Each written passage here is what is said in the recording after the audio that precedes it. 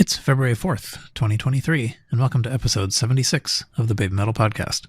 We gather in the podcast Discord server now and again to discuss news and thoughts on the past and future projects of Baby Metal. We invite you to join us, whether you're a longtime fan or have only just arrived. I am Paul, and I am joined by Maggie. Howdy, everyone. So, this is actually kind of a part 2 episode in a way. We had a bunch of interesting stuff get announced at the end of the Baby Metal Returns concert, and we ran out of time. Yeah. So, well, with the description of everything that kind of went on with the concert, that's totally understandable. yeah. It was very interesting. I think it. I'm not sure that I feel like I had as good a description of any other concert, really. I mean, it's hard to tell what's going on sometimes in the Blu-rays and things. Yeah. Well, it cuts back and forth between this and that and everything. Yeah, it doesn't show every millisecond. I mean, that's kind of like being at the concert. You're focusing so strongly on one thing, and then you miss out on other stuff. So that's, kind of part of the course, I guess. Yeah. That's why, I went the second night and I saw this instead. Well, that totally makes sense, I know that I'm still, there are still bits of the Forum Blu-ray that bother me because, there are things that I remember seeing that are not represented there. One of the main ones, well, there's a couple of them, but the way they teleport in was kind of ruined a little bit by the way they cut around, even though it was very impressive at the time. And also the way the logo was built with lasers from the back. On the Blu-ray, they zoom in so much on the screen that you can't see that those lasers are crossing the entire venue. Just bad editing, essentially. Yeah. But that's what we get, so only people who were there really saw the lasers. Exactly. There's some fan cam somewhere that shows it relatively well that I saved just because, I was super impressed by that. And, so it was impressive. It was very impressive. But yeah, the Blu-ray kind of just doesn't really show too much of it. Yeah. So. But all right. So the topic, I guess, basically is going to be the announcements, the stuff that happened after the concert. Right. Some of it immediate, some of it actually since we recorded the last episode. But so I guess the place to start is the one, so we kind of ran down this, the list of things at the very end last time. But so the one is back. Yeah. Which is nice. It is nice. So there's a whole teaser that has, American movie voice guy talking. But yes. So in April 2023, Fox Day will signal the beginning of a new stage for Baby Metal. Together with the departure into a new world, a new metal will be born. Even hinting at the potential third member during that thing. And they set up this kind of a lore concept of the Ark, which is, all of the one members will get aboard the Ark to go to this launch. Choo choo, let's all board. Yeah. So, calling all the chosen ones, are you ready to board the One's Ark? Well, in the past, they've had, different variations of the Ark, but I don't think they were called the Ark per se. Actually, no, there might have been one time. It was the one where they had the guitar as the ship. I think they might have called that one an Ark. Oh, the Metal Ark. Yeah, you're right. Yeah. So El Dorado or something like that. There has been references of an Ark for the members to board along with Baby Metal and all that jazz. So, well, and the big triangular spaceship thing was the Ark, but only they were riding on it, not us. Well, that's true. Yeah, the Metal Ark. But anyway, this is the One's Ark, and this is, basically it's just the name for the Super Mosh tickets to the show. Essentially, super mosh, but just. I don't know. Yeah. First come, first serve sort of thing. And then everybody else gets their hands in on the Super Mosh. I think they're all lotteries. All the Super Mosh is lotteries, but it's, there's so many. There's so many. But yeah, I think it's the Ark goes first and then membership, but membership still gets Super Mosh availability. So it's just whoever had the new membership gets to enter in on the ARC stuff. Okay. Yeah, we could maybe jump down to that. There's there is a so we'll hit pause on the one for a second and go talk about Baby Metal Begins, the other one, which is the concert on Saturday, April 1st and Sunday, April 2nd, which is at the Pia Arena MM in Yokohama. So there's a page dedicated to this, that has all the news and stuff. And I'm currently looking at it in Japanese, which is not helpful. Yeah, I need to find it myself. But so there's a ticket schedule, and it's very involved. Involved. Right now, the ones ARC pre-orders lottery those are available. Those are the ones that so first of all, they're the other one only. So you have to be already in the other one. You have to have bought the black box, and it's a lottery, and it ends in a couple of days, February 6th. After that, this is sort of a new addition. There's an overseas the one ARC pre-order, which is the first time that has happened in a hot minute. Yeah. So here you don't need a Japanese phone number. It's still, I think it's still the other one only. But, yeah, it is. It is. Yeah, because the whole ARC thing is for already members. Sort of. Yeah, actually, I think it's both. I think you need to be the one for both of those, but you have to have been the other one in order to be the one. Right. So you kind of have to. It's so confusing. So just being the other one wasn't quite good enough. You have to also be the one. Yeah. But however, we thought that the ARC was only available to people with the Japanese phone number, and that is not any longer true. People without a Japanese phone number are still second in line, to get into the lottery. But but all of these are lotteries, so you could lose. You're not guaranteed a ticket by submitting an entry, which is partly good because that means you don't have to kind of like rush and jam the phone lines or the internet lines right at the first second. I'm old enough that I do remember there were times when you would, tickets would go on sale, and the way you bought them was to call. And so you would spend like the morning redialing and redialing to a busy signal. Yep. The alternative was to go stand in a line. That's what I did. I remember standing in a line for, I don't know your musical taste very well, but if you're familiar with the band Three Doors Down, they actually came to my hometown and played at the local basketball court at the college. And I remember my dad and I standing in line for like 5 hours, like 6 a.m. till like 11 or so, when the tickets started being on sale. And that's how we got our tickets. Yeah. I'm not sure that I missed those days. That's not quite the same as standing in a line, waiting to get into the concert. Right. Yeah, it's a little uncomfortable. I had to be bundled up. I remember that. It was cold. Well, yeah. All my experiences like that were, like outside a mall in winter, waiting for the thing to open. Because the mall wasn't open yet, and sure as heck wasn't going to let you inside. Yep. But okay, so we have these two categories for the ARC, the Super Mosh Excellent tickets. Those are the ones that require membership. The same time as the overseas the ARC is the clear code pre-orders, which we did talk about, I think, a little bit, but the clear codes came with almost everything else that wasn't the one edition. And so if you have a Japanese phone number, you can use your clear code then. As far as I can tell, that's interesting. I hadn't actually thought about this until just a second, but we know that during that time period, the overseas the ARC pre-order is possible if you don't have a Japanese phone number. I wonder if this means that the clear code is possibly usable by people outside as well. I don't know. I'm guessing not. I don't know. It's so hard. It's so confusing. It is really confusing, but yeah. Anyway, yeah. So the clear code gives you, this like additional third priority in the ticket schedule.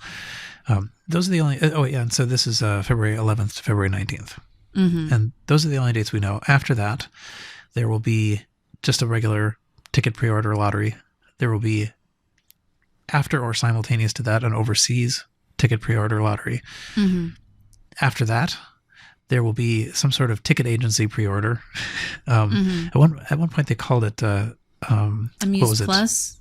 Play Guide. No, this is before Amuse Plus. The ticket agency comes before Amuse Plus. Oh, weird. Oh, God. Okay. Yeah, there's just it's just whatever. Okay. And then after Amuse Plus, then is general sales. I see. Okay. So yeah. Anyway, it's ridiculously complicated. I mean, it's all about priority, and it's all about lotteries. Mm-hmm. I think it's the case that you can, if you're overseas, you can submit your entry to the OneSARC overseas lottery, not get it, and still have time to participate in the other overseas lottery. Correct. Yes. So that in and of itself is awesome. Yeah. So anyway, so that's good. So there's, and this is Fox Day on Fox Day plus one. So this is we expect this to be epic in some way. Yes. I mean, one obvious way is going to be the birth of the new metal. Yeah. Still excited. Yeah. There will be a silent mosh pit for children and the elderly. And you're not allowed to cheer or bother people. They always have that. But that's still a really nice thing though. So yeah. It's not excessively expensive. I mean, even like the super mosh pit seat, super mosh pit or super mosh seat is 20K yen. So yeah, I mean, that's about $200, I think. Maybe almost. I think at this point it'd be a little less. With the US, it'd be like 185, I think, is roughly about the exchange, I think. Yeah, the exchange rate at the moment has been pretty favorable to the US anyway. Mm-hmm. But it's not nothing, but at the same time it's like other big concerts that come to play arenas and things like that, are comparable. So I think the last time I went, when I took my father to see Metallica in Pittsburgh, nosebleed seats were $135. Yeah, sounds about right. And that was nosebleed. The actual like fan passes and like bottom bowl seats, I think, were like $300 because that's where my uncles were sitting. So yeah, no, this is still relatively decent. Yeah, and if you really want to blow your mind, think about like how much money all of the people in that building paid overall for tickets. Right. I mean, that's right. I mean, I'm sure it cost a lot to put on the show, but good grief. Yeah. But although I will, just as a side note, the new Metallica tour is actually the one where they're having like 2 nights in a row, 2 different sets and stuff. It's actually $100, which isn't bad. That one's much more, what's the word? Affordable? Yeah. Reasonable? I don't know. You were probably thinking of a more interesting word than those. Probably, but that's okay. Either one of those work, though. It all means the same thing, essentially. Yep. Right. So, yeah. So, I mean, I guess we don't know that much more about this concert, except for like, the complexity of getting to it. But, and we probably, actually, there's one other thing that we learned somewhat recently. Oh, yeah. It was just yesterday, actually. About the name of the nights? Yeah. Yeah. It's called Black Night and Clear Night. Black Night for 4/1 and then Clear Night for 4/2. So they're having themes, which usually when they have themes, that kind of means... Usually that means that there is some difference in the set list and sometimes differences in the performance as well, like what the overall performance. Like like I was explaining this to my fiance just yesterday, I believe, that there was Tokyo Dome, Black Night, Red Night, and they had different neck braces for each night, and then there was Budokan, Black Night, Red Night, which they did. I believe they also did slightly different set lists, and they also had different outfits each night too. Well, the same with Tokyo Dome. And one night had railings. Oh yeah, that too. Well, that I don't think that was an intention though. That's the thing with that. That just be circumstance because of the situation. Right. And I know there was one other one that had a double night, but I can't think of what it was. Well, Legend Metal Galaxy had a 2-nighter, but it was just called Day 1, Day 2. Whereas when they have just a standard concert circuit like they did for last weekend, it was just, here's the date. Here's the date. There you go. Yeah. So. Yeah, so it is. It does sort of suggest that there's going to be some thematic difference between them. Mm-hmm. I think so. Black and clear showed up. Okay, so the thing that you got to become part of the other one was this black box that had the photo cards in it.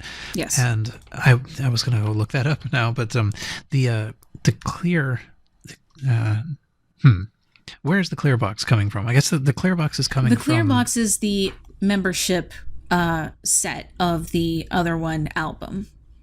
Yeah, right. It's called the clear box. Yeah, and I think that...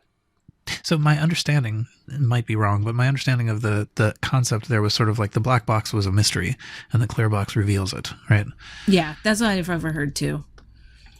So it seems like something will be revealed maybe on the clear night, except...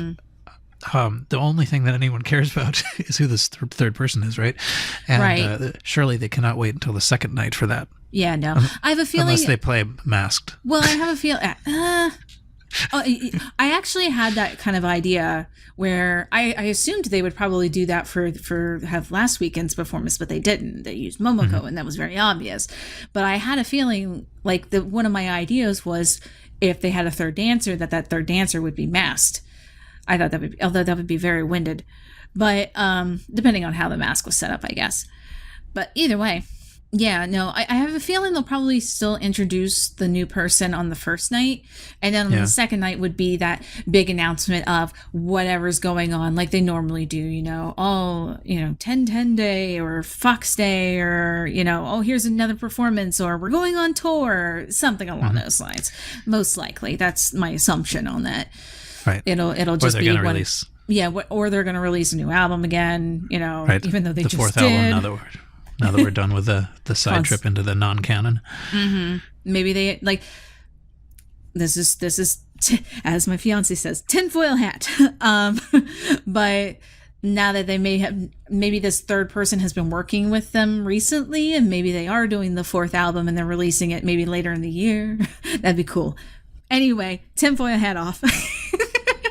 Trying not to do that too much, but it's an idea. It's a cool idea, I think. But hey, yeah, we'll see eventually.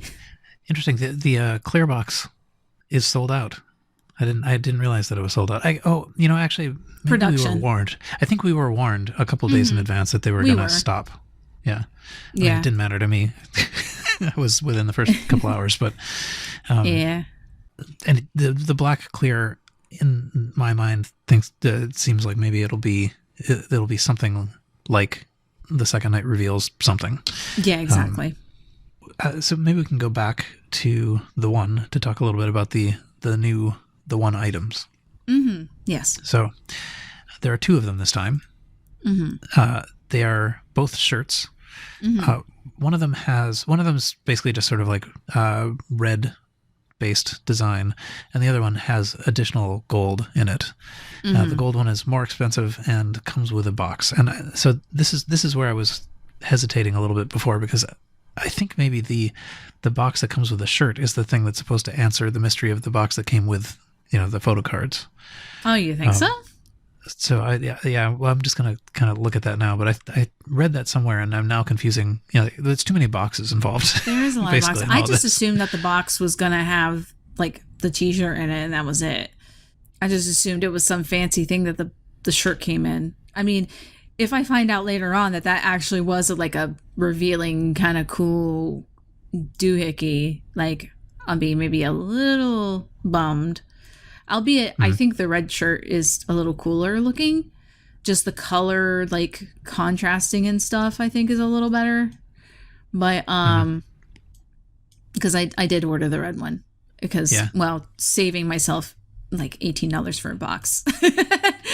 Yeah, maybe. And just a slightly different colored shirt. I think I was gonna do that. Well, it's more colors in the gold one. There is. It still has the red, but yeah. But what does it say about the box? So it just says it's a special box. That seems to be about it. Yeah, that's why I just didn't bother. Yeah, you might be right. I think so. Maybe it was the clear box that I was thinking about this before. That was sort of answering the questions posed by the black box. Possibly. So anyway, okay. But it's interesting that there are multiple shirts. One slightly, I guess higher tier than the other, slightly more expensive. And they also have sizes. So you don't have to, it's not just like the one that fits the biggest possible fan. Right. But okay, so let's see what else there. And when you become a member of the one, you can do the metal name transfer. And in fact, actually that was already possible basically immediately because they delivered your code as a digital asset. Which was really, really nice. That is so nice. I think so, it just makes it a lot easier. You just copy, you go in, they recognize it, you're done. You don't have to wait for your shirt to come in. You don't have to wait for Tenswo if you do it that way. You don't have to worry about accidentally scratching your code off your shirt and then be like, well, you're SOL, Yeah. So that was definitely a much better way of going about it for sure. Yeah, particularly for people outside Japan, that reduces the anxiety a lot. They needed to, you needed to be able to do this because the concerts on Fox Day. So yeah, the ARC membership too. So you kind of needed the code in order to get these tickets because they're already starting. But exactly. So they couldn't have shipped it, but it's still so much better. But yeah, so you have the code, you transfer your metal name. There's a couple of steps. You have to register with the one, and so if you didn't register for the other one, you're in for a kind of a sad shock. Oh, yeah. It's pretty much the same as registering for the other one, but they switched over to the Amuse ID, and the entry form it's just much more difficult. It's bad. I don't like it. So they want you to put your name in several different forms. You put in your first and last name. You have to put in a furigana translation of it and write it out in katakana, which is all of which requires some sort of translation tool. You need to say where you are located, but there's a trick to it. So if you're in Japan, you just put your prefecture and your postal code. Everything's fine.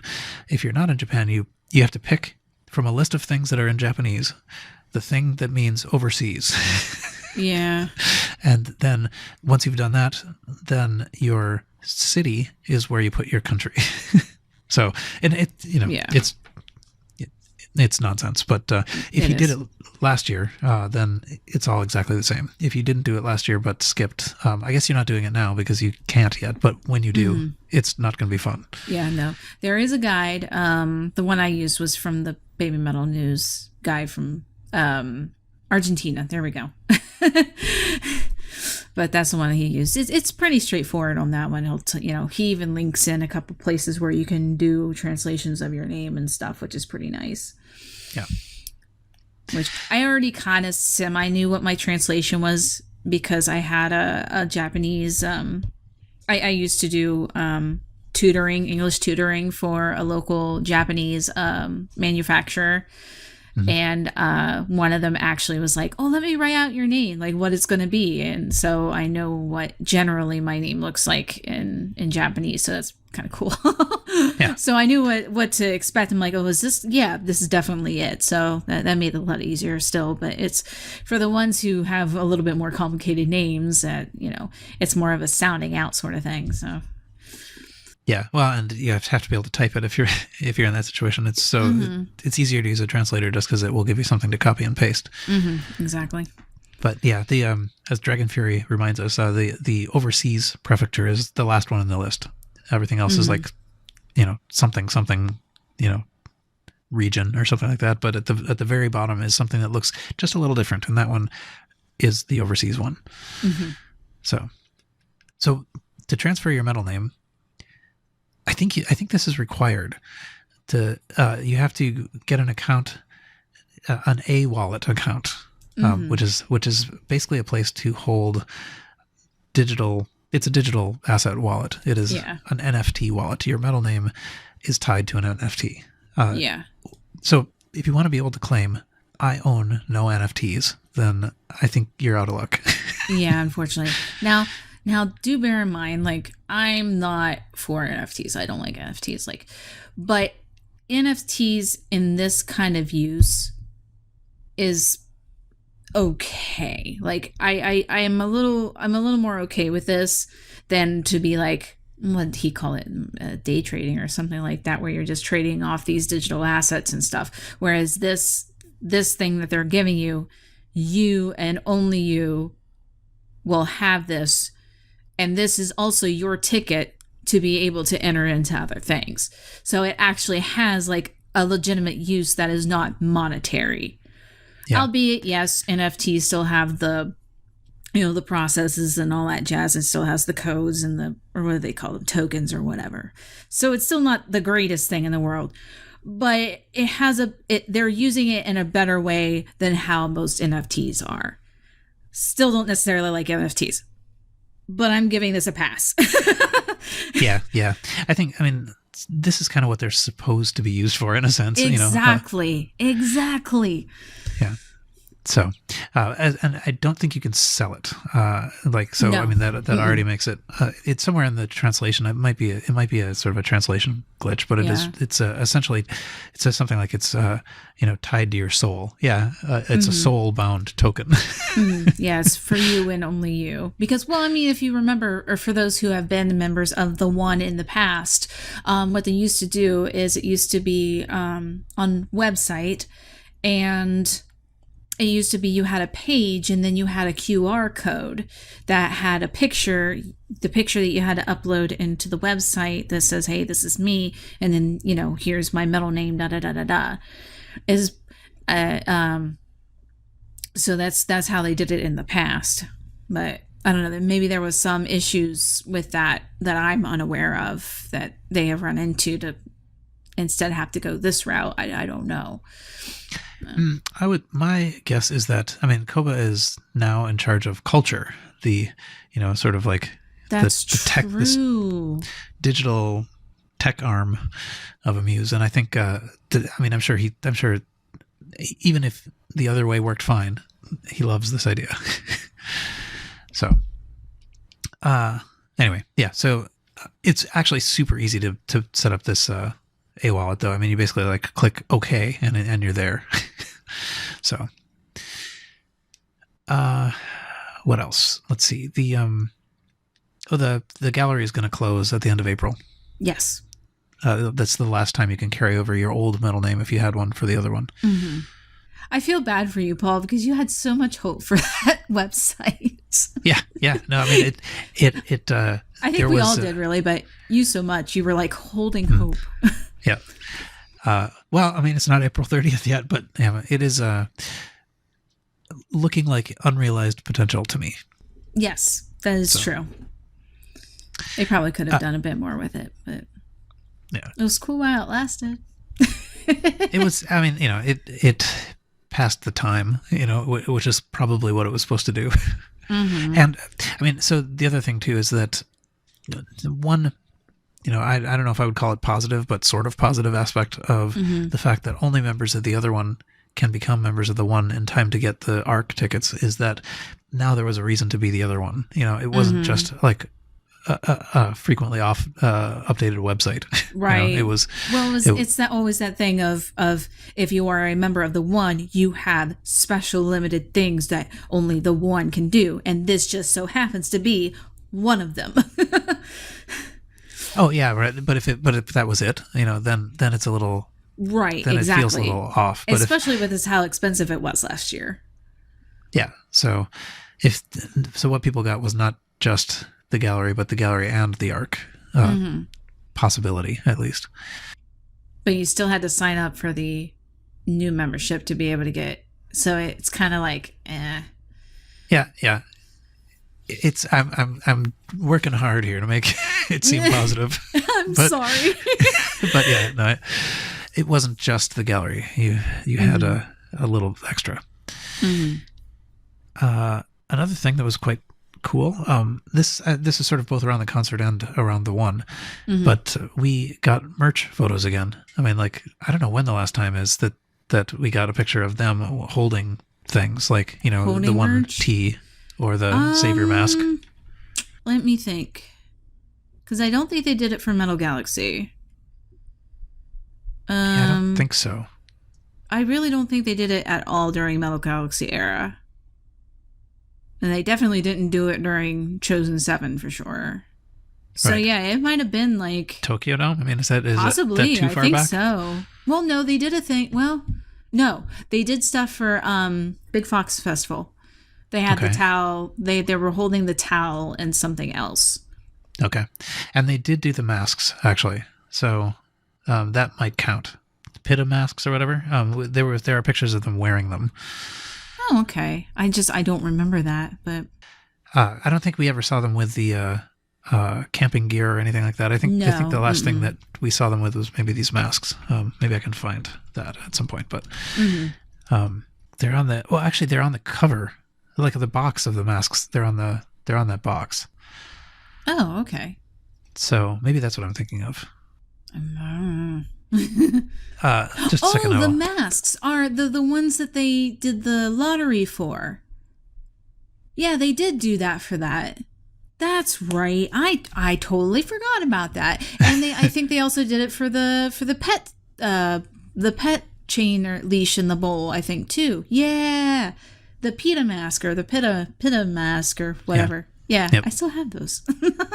Yeah, I know. I do. But I mean, it's not like there's any hope of them fitting. They stretch pretty decently. Do they? They're not too bad. Yeah. So long as you just take, good care of them, they last for a hot minute. I mean, I wore the absolute living daylights out of mine, and all of mine are still in relatively good shape. And I have washed them, and they're still functioning. So cool. Now, albeit I did get COVID wearing one, but that's what they're supposed to technically be, doing, is preventing that to some degree. But hey, them's the breaks. Yeah. But yeah, so we got photos of the shirts, the comparison of the two shirts, and also one that had just the gold one and the box that comes with it. And then for the merch for the shows, they had the Savior mask and the temporary tattoos. Mm-hmm. Which those temporary tattoos were cool. Like, I kind of regret not asking for one, but it is what it is. Because it's like, I could totally wear one of those during my wedding. Nah, I probably wouldn't. But I mean, it's just a funny thought. But I mean, they are pretty well designed little temporary tattoos, though. So if you want to be like one of the more famously known baby metal fans of absolute tattooedness, there you go. Yep. Let's see. One other bit of the another announcement. Oh, see, now I'm remembering several things. So, okay. We know that WoW, this is a new announcement. WoW will play BABYMETAL Returns on March 26th. Yes. So that's always good. Yeah. That is likely to be, some subset, or probably subset, because the 2 nights were the same. So it'll be some subset of the show. Mm-hmm. I think we must have talked about this last time. But not anyway. Really. No, we didn't talk about the WoW one. We talked about the movie theater, because that's on February 24th, I think, is when the movie theater version of the show is coming out. Could be. I think actually we forgot to talk about the movie theater, but whether we did or not, they're going to play it in the cinema. It's another live viewing. Yeah. Yeah. But so some amount of editing is going to be done by then. Yes.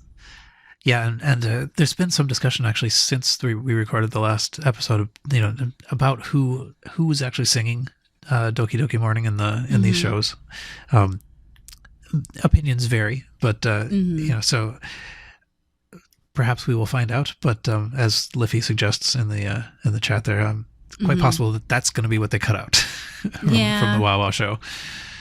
Most likely, because it's not directly baby metal. So I don't know how much WoW participates in the sort of play everything except the thing people want in order to allow people to sell the Blu-ray later. Although I'm pretty sure they're partners in the whole endeavor.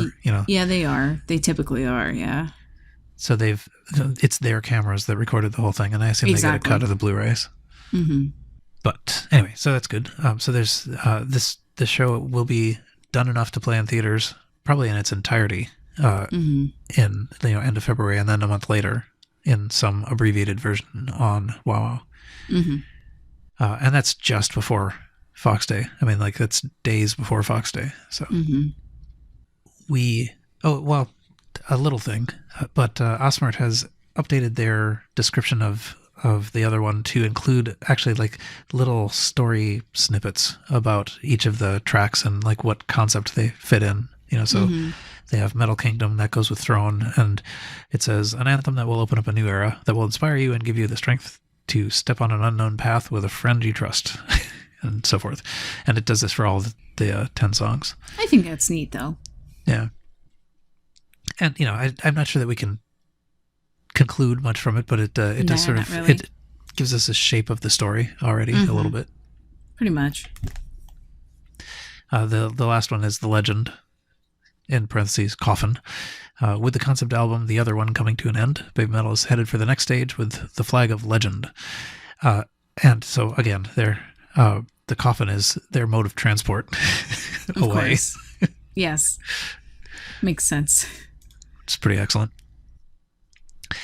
Okay, so maybe the biggest thing that we haven't even mentioned yet is that since we recorded last, they actually managed to turn around an official MV for Metal Kingdom based on the so it's studio audio, but the visuals are all from the show.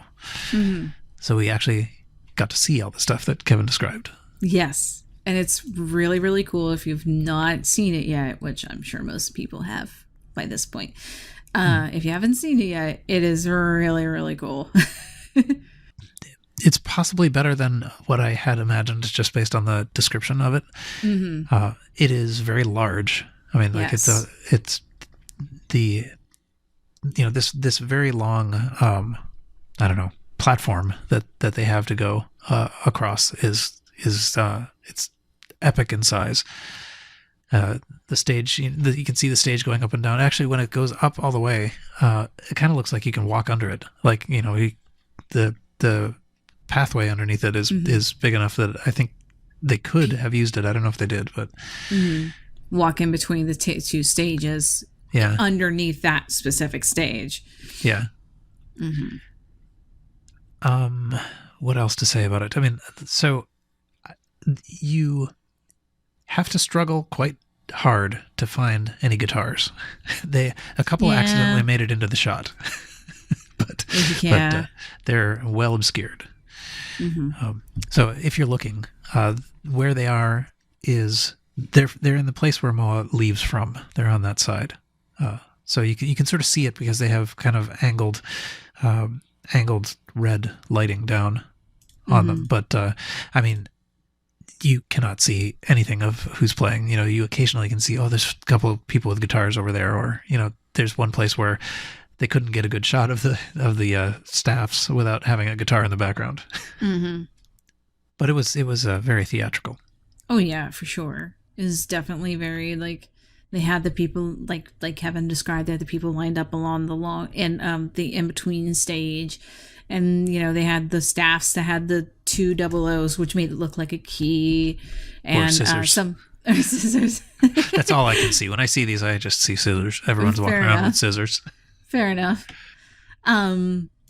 As far as the costumes were concerned, because I have been asked about that, they are definitely really cool.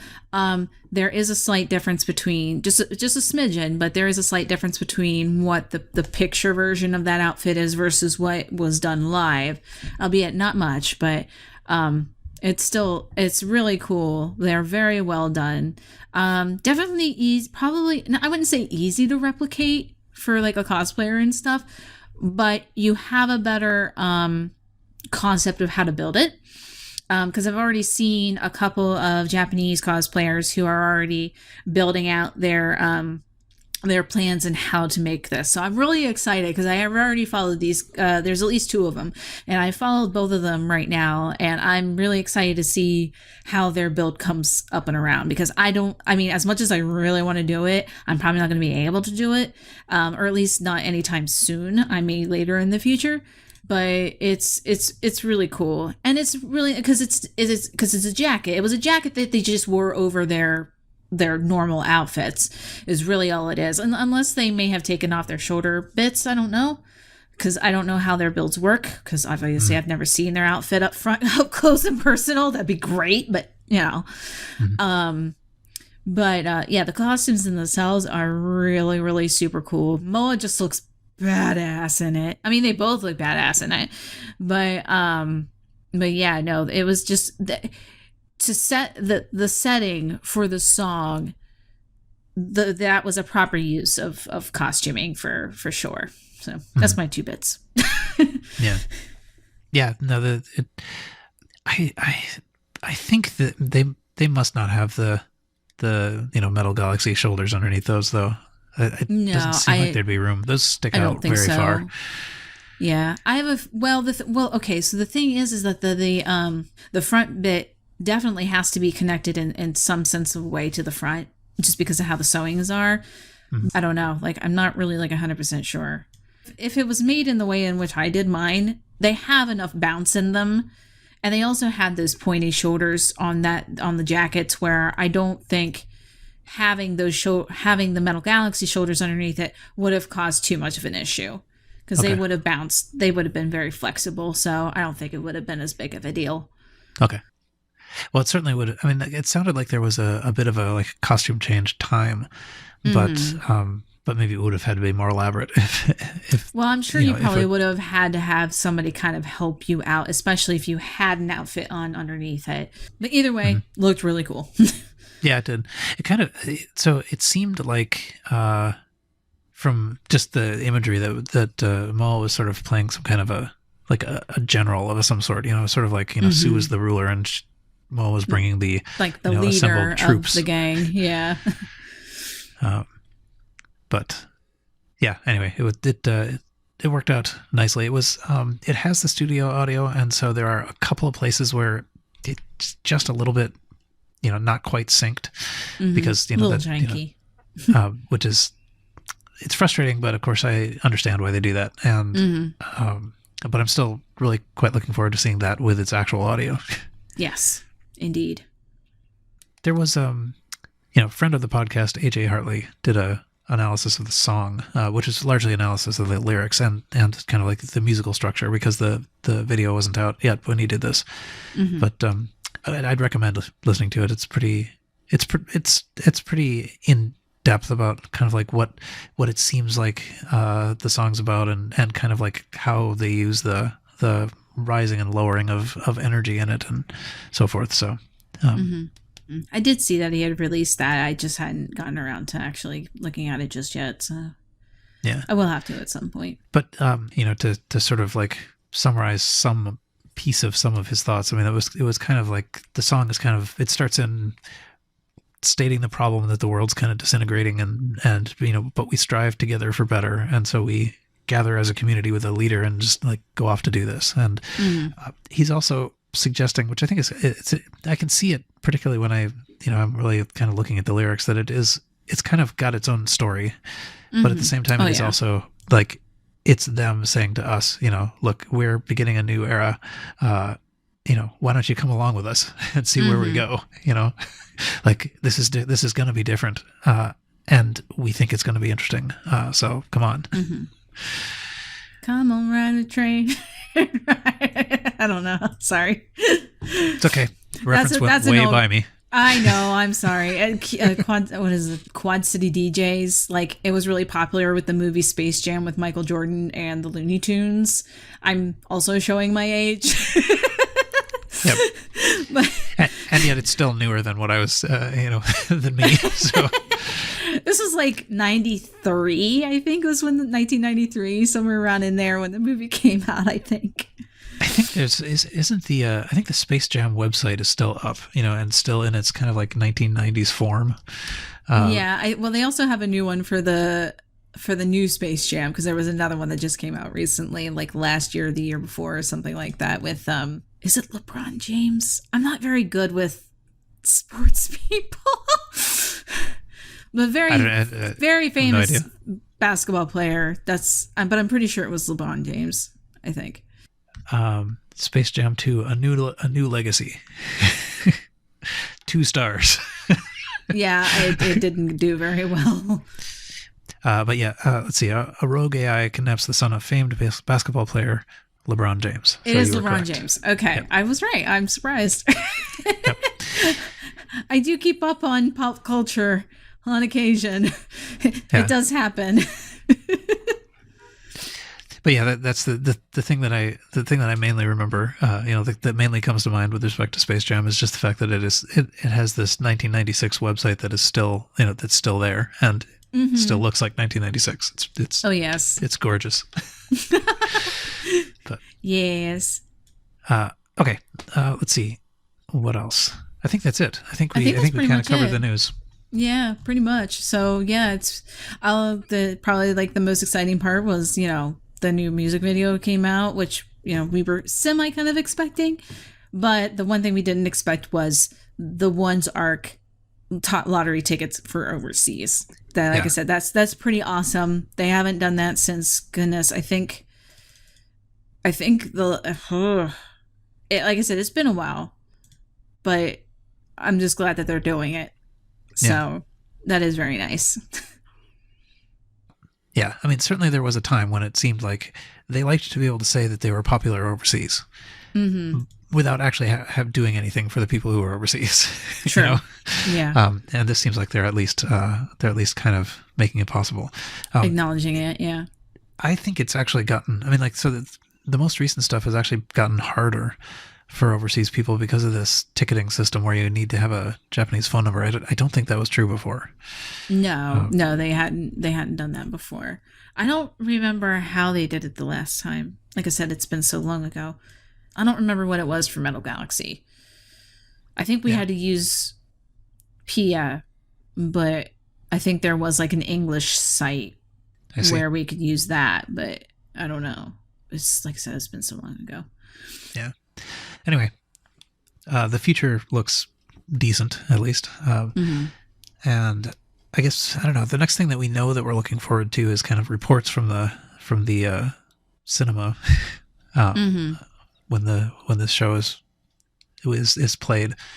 Yes. But anyway, things are moving again, and there's optimism in the air. So yes, that's all good. That is true. Exactly.